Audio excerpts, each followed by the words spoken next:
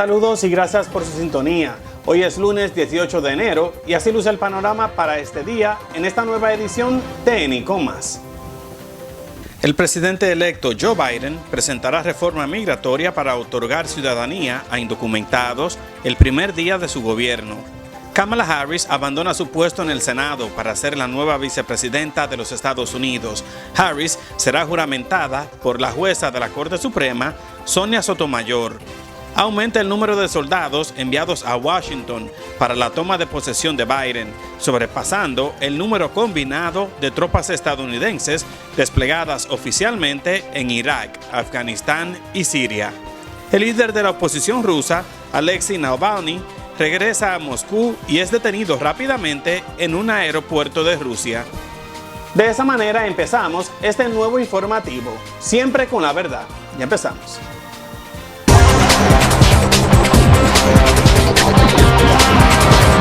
El presidente electo Joe Biden tiene previsto anunciar en su primer día en el cargo un proyecto de ley que podría beneficiar a los 11 millones de indocumentados que viven en los Estados Unidos. Durante su campaña, el demócrata prometió proteger a los Dreamers con una modificación del Plan de Acción Diferida DACA.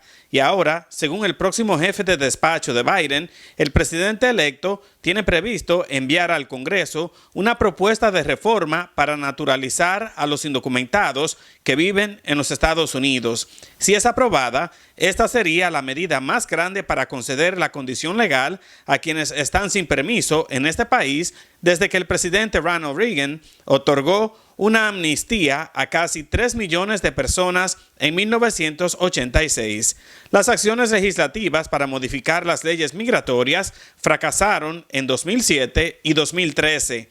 Sin embargo, aún no se sabe qué tan rápido se podría aprobar esta reforma debido a otros problemas que enfrenta el país, como la pandemia del nuevo coronavirus, las secuelas económicas y el juicio político contra el presidente saliente Donald Trump en el Senado, lo que podría evitar que esta medida sea aprobada antes de 100 días.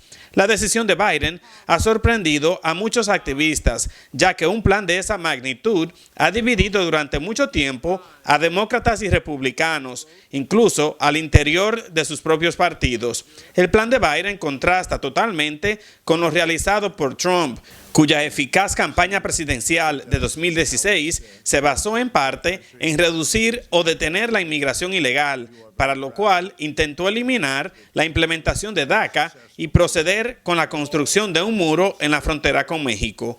Una reforma migratoria significa mucho para nuestra comunidad, especialmente que los demócratas deportaron más de 3 millones de personas.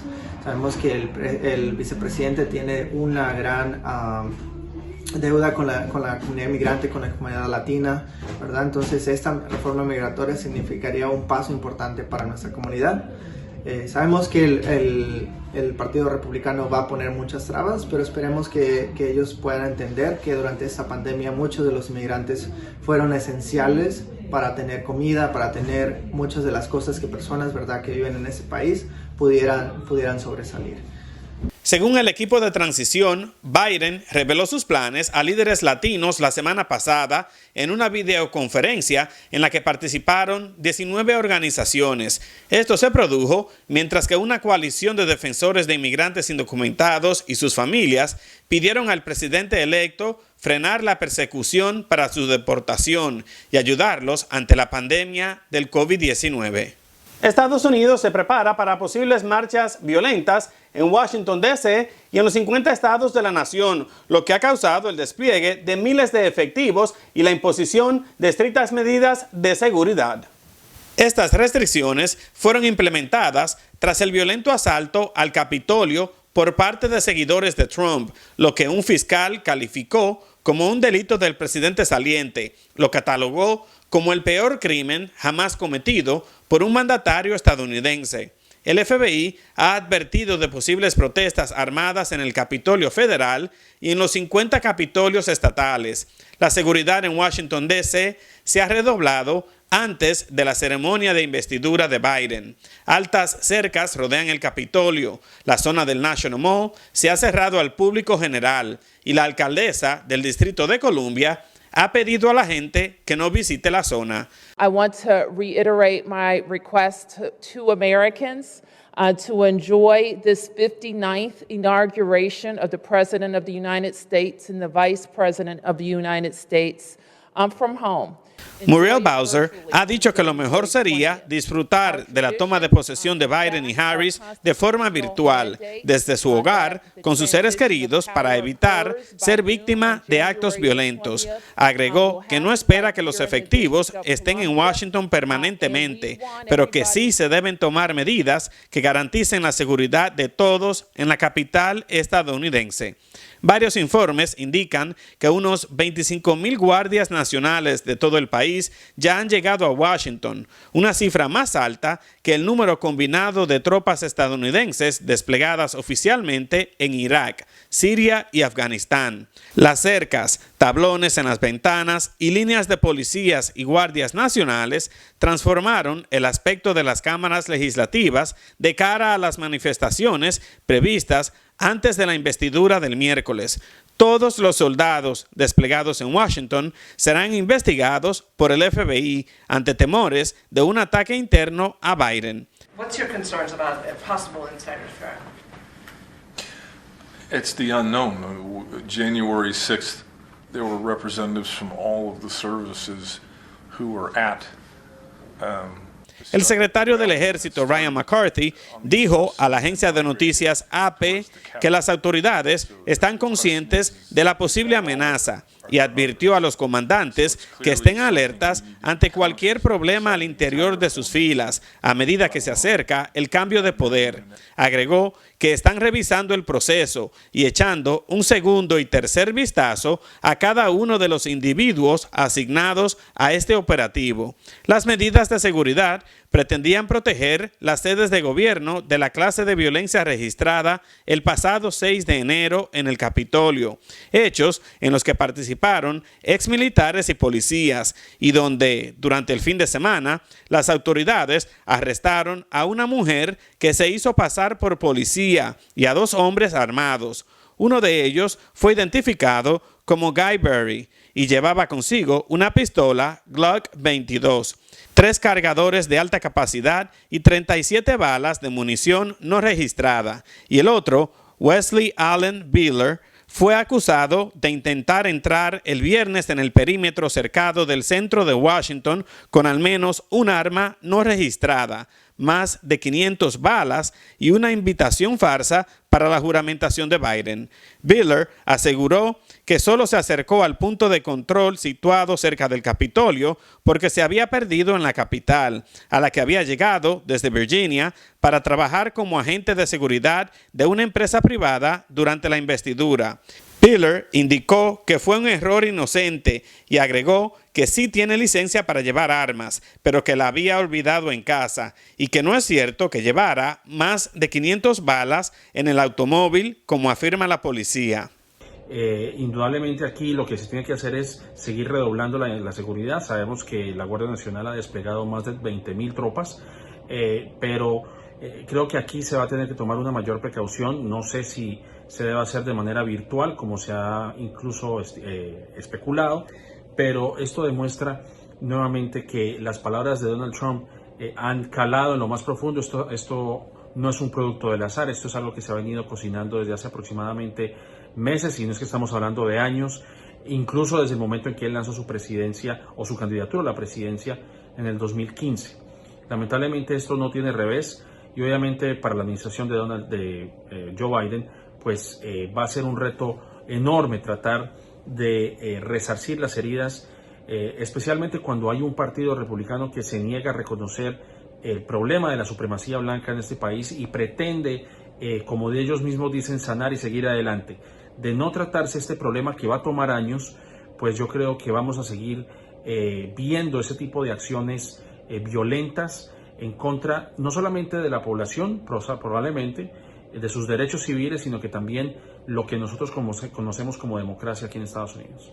En tanto, las capitales de los 50 estados del país se encontraban en alerta máxima este fin de semana, después de que un boletín del FBI indicara que tenía información sobre protestas armadas en toda la nación entre el pasado sábado y el miércoles 20 de enero. Más de un tercio de los gobernadores pidió a la Guardia Nacional que ayudara a proteger los capitolios estatales y asistiera a las fuerzas de seguridad locales. Varios gobernadores también declararon el estado de emergencia y otros cerraron los capitolios al público hasta después de la investidura. Además, algunas legislaturas estatales cancelaron sus sesiones o redujeron su actividad para esta semana por motivos de seguridad. Texas fue uno de los estados que cerró el recinto de su Capitolio hasta la investidura. While there is no credible threat to Albany, we still have taken additional steps to increase security and develop response plans with our partners. En Nueva York, la policía estatal dijo que no quiere que se repita el asalto masivo a la sede del Congreso, en el que murieron un policía del Capitolio y otras 4 personas más, y docenas de agentes resultaron heridos. Para evitarlo, prometen estar preparados y dispuestos a arrestar a cualquier persona que cometa actos violentos y que no participe en protestas pacíficas. El presidente electo Joe Biden usará su discurso inaugural para hacer un llamado a la unidad nacional y al iniciar su gestión le dará prioridad a la lucha contra la pandemia del COVID-19 y a revocar las medidas más controversiales del presidente saliente Donald Trump. Según su jefe de despacho, Ron Klain, en sus primeras horas como mandatario, Biden emitirá una serie de órdenes ejecutivas y sus primeros 10 días serán un intento de cambiar de rumbo a la nación sin la intervención del Congreso. En una entrevista con el programa State of the Union de la cadena CNN, Klain señaló que Biden usará su discurso inaugural para dar el mensaje de que hay que mover al país hacia adelante, un mensaje de unidad, un mensaje de lograr las metas fijadas. Estamos viviendo un momento muy difícil en los Estados Unidos, un momento grave. Sin embargo, hay esperanzas porque Joe Biden ha dado muestras de que va a tomar las riendas del país con firmeza, va a revertir algunas de las políticas inmediatamente desacertadas de Donald Trump, como el travel ban, y va inmediatamente a incorporar a los Estados Unidos al acuerdo de cambio climático y ha dado muestras de que va a defender inmediatamente un estímulo económico, enviándole un cheque, trabajando con las cámaras legislativas, un cheque de $1,400 a cada americano. O sea, hay esperanzas de que el país vuelva a la normalidad ante una época que ha sido caótica y peligrosa para los Estados Unidos. Así que esperemos que todo transcurra con normalidad y que Joe Biden y Kamala Harris puedan asumir las riendas del país y devolvernos la tranquilidad y comenzar a enfrentar esta pandemia con la seriedad que se amerita. En un memo entregado a su personal el sábado, Klain indicó que Biden pondrá fin a las restricciones que Trump impuso a la entrada al país de personas de naciones que tienen mayoría musulmana, reintegrará a Washington al Acuerdo de París contra el cambio climático y emitirá órdenes de ponerse la máscara sanitaria en propiedades federales y en todo viaje entre estados. Estas, según Klain, serán parte de una docena de medidas que Biden tomará al llegar a la Casa Blanca. Otras medidas incluyen prorrogar la pausa en el pago de deudas estudiantiles y otras medidas para evitar que la gente sea expulsada de sus casas en medio de la pandemia. En una entrevista con la cadena ABC News, el exalcalde de la ciudad de Nueva York y abogado personal del presidente Trump, Rudy Giuliani, aseguró que formará parte del equipo legal que defenderá al presidente Donald Trump en el segundo juicio político que éste enfrentará en el Senado. Giuliani fue uno de los abogados más activos en el intento fallido de disputar el resultado electoral de Trump y uno de los ponentes en el mitin previo al asalto al Congreso. Durante su intervención hizo mención a llevar a cabo un juicio por combate sobre los resultados electorales. Ahora dice que está preparado para argumentar por qué el rechazo a los resultados electorales no es equivalente a incitar a la violencia. Sin embargo, el presidente presidente Trump parece haber perdido su confianza en Giuliani. En un comunicado, el equipo de campaña del presidente Trump indicó que aún no ha determinado qué abogado o bufete de abogados los representará en lo que han dicho es un vergonzoso ataque a la Constitución y democracia, conocido como el engaño del juicio político. Donald Trump es un enemigo doméstico y sus colaboradores también, incluyendo Rudy Giuliani, quien dirigió un motín aquí mismo contra el alcalde David Dinkins. Hace 4 años yo comencé con 5 otros legisladores un proceso de destitución. Estamos aquí de nuevo pidiendo un proceso de destitución de Donald Trump y sus colaboradores para restaurar la democracia. Varios informes revelan que Trump está furioso con Giuliani por su fracaso en los tribunales para defender la acusación de fraude electoral y también considera que el exalcalde cobra demasiado, $20,000 por día, más los viáticos que se le deberían pagar por los viajes que éste realizó. El periódico The Washington Post reportó que, cito, Trump ha ordenado a sus asistentes que no paguen los honorarios legales de Giuliani.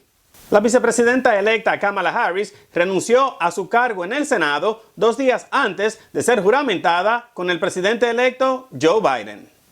El gobernador de California, Gavin Newsom, está al tanto de la decisión y nombrará a Alex Padilla, actualmente secretario de Estado de California, para reemplazar a Harris en los 2 años que le quedan en la Cámara Alta. Padilla será el primer senador hispano por California, un estado que tiene un 40% de población latina. El gobernador Newsom anunció su selección en diciembre tras intensas negociaciones para suceder a Harris en el Senado. La vicepresidenta electa no ofrecerá discurso de despedida en el Pleno del Senado, instancia que no volverá a reunirse sino hasta el martes en la víspera de la toma de posesión y 2 semanas después de que simpatizantes del presidente Trump irrumpieron violentamente y armados en el Capitolio para frenar la certificación de la victoria de Biden y Harris.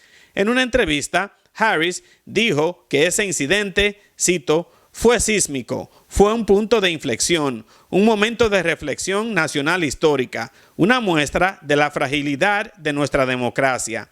La entrada de Padilla y el rol de Harris como el voto de desempate en el Senado, ahora que será vicepresidenta, implican que los demócratas tendrán mayoría en la Cámara Alta. Harris será la primera mujer negra y la primera mujer de ascendencia sudasiática e hija de inmigrantes en ser vicepresidenta de los Estados Unidos, pero al mismo tiempo su salida del Senado deja a ese organismo sin una mujer afroamericana.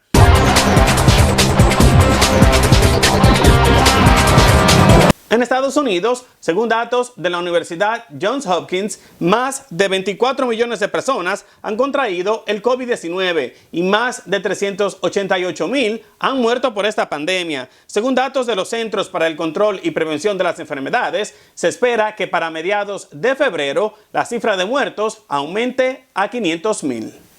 Varios informes dicen que la población más vulnerable son los indocumentados y muchos inmigrantes que, según los líderes políticos, no están incluidos en el plan de vacunación. Con el fin de ayudarlos, una legisladora estatal de Nueva York ha dicho que la vacuna debe estar disponible para todos, sin importar el estatus migratorio o el estado de atención médica. Si los síntomas son consistentes de que usted tiene el virus, por lo que le dijimos, dolor en el cuerpo, dolor de garganta, fiebre, ha estado expuesto a una persona que posiblemente tenga el virus, o una persona que se descuide, que no ande con la máscara, que no haga distanciamiento social, pues ese médico debe de insistir y mandar a este paciente a un laboratorio diferente, que haga con otro método diferente la identificación del virus,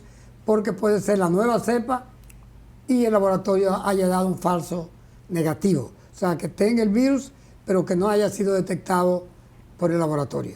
Según la cadena Spectrum News, la asambleísta Linda Rosenthal dijo que dejar fuera a los inmigrantes es dejar fuera a una población vulnerable. Rosenthal considera que cada quien debe esperar el momento para ser vacunado, pero sería excluyente pasar por alto a personas que se encuentran en la población más vulnerable. Sin embargo, esa decisión dependerá de cada estado, por lo que en Nueva York, Rosenthal propone que el estado pague las vacunas para esta población. La medida fue presentada después de que el gobernador Andrew Cuomo presentó al Departamento de Salud y Recursos Humanos Federal recursos para poder facilitar las vacunas aprobadas por la Administración de Alimentos y Medicamentos, FDA, y hacerlas disponibles a las comunidades de bajos recursos económicos. Este fin de semana, Nueva York y otros estados anunciaron también una escasez de la vacuna. Específicamente las 2 vacunas aprobadas en Estados Unidos han sido efectivas con la nueva cepa. Recuérdense que el mecanismo de acción de esta vacuna es el ácido ribonucleico RNA, por inglés, que es un mensajero y lo que induce en el sistema inmunológico, en el sistema de defensa, es la creación de una proteína en forma de espiga, como la torrecita, ¿no? En forma de una espina, y las mutaciones, las nuevas, que ahora hay una tercera, que se describió ayer en Japón, básicamente lo que hacen es que aún tenga la espiga, la forma de la espiga cambia, se hace manchita, más pequeña, pero la vacuna está hecha para inducir una proteína a la espiga, a la espina. O sea que hasta ahora tenemos la suerte de que trabajan, no se sabe si para la tercera mutación, pero las 2 casas farmacéuticas han dicho que tienen la capacidad de hacer pequeñas modificaciones en la vacuna para que cubran cualquier mutación inesperada o que se salga de lo típico que esperan. Y aunque el proceso de vacunación sigue su curso, expertos médicos dicen que aún hay que seguir las estrictas restricciones. Además de tú ponerte la vacuna, que son 2 dosis de la vacuna, una se pone, después que se pone la primera dosis, a los 28 días es que se pone la segunda dosis, ¿verdad que sí? No se sabe todavía si la persona que se ponga la vacuna va a seguir contagiando el virus. Eso quiere decir que tenemos que seguir utilizando las mascarillas, que no tenemos que bajar la guardia con las mascarillas, porque no solamente es cuidándonos nosotros, tenemos que cuidar a los que están a nuestros alrededores. Correcto. Tener el distanciamiento social, que es la única barrera que tenemos para cuidarnos nosotros. Si no nos cuidamos nosotros, no cuidamos a los demás. Entonces, si el mundo se acaba, entonces, ¿cómo vamos a hacer? ¿Cómo vamos a coexistir? Seguimos con más noticias internacionales. En Ecuador, al menos 13 personas murieron cuando el vehículo turístico en el que viajaban se volteó y cayó a un abismo la noche del domingo en una zona rural en el centro andino ecuatoriano. Según las autoridades, el percance se produjo en la zona conocida como El Tornado y el bus traía de regreso a un grupo, entre ellos menores y familiares, que había alquilado el vehículo para visitar la población de Baños, sede de atractivos turísticos y del santuario de la Virgen de Agua Santa, ubicada a 84 millas al sureste de Quito. La policía y soldados guatemaltecos rociaron gas lacrimógeno y utilizaron sus garrotes y escudos sobre un grupo de manifestantes hondureños que planeaban llegar a los Estados Unidos.